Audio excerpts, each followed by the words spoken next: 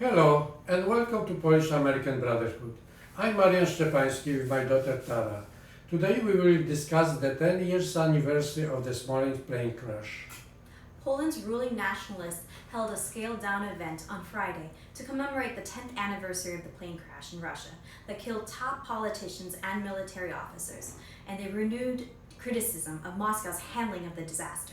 The crash in the thick fog of Smolensk in western Russia was Poland's worst air disaster since World War II and stunned the country.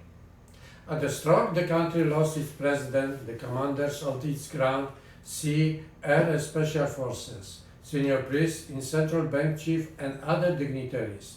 It also deepened political division and revived suspicions about Russia. Warsaw former Cold War master. Russia's investigative committee said in a statement that crew errors led to the accident. The aircraft collided with a tree trunk at a height of about 11 meters, it said. As a result of the detachment of part of the wing, the aircraft began to rotate and after a few seconds fell to the ground in an upside-down position.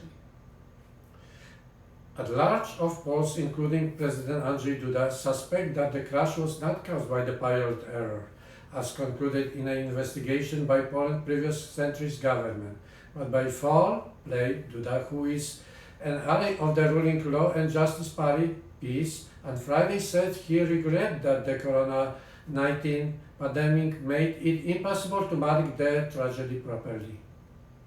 After 10 years, it's difficult to say anything or predict whether the case can ever be resolved, President Duda said in Krakow after visiting Kaczynski's grave in a crypt in Wawel Cathedral.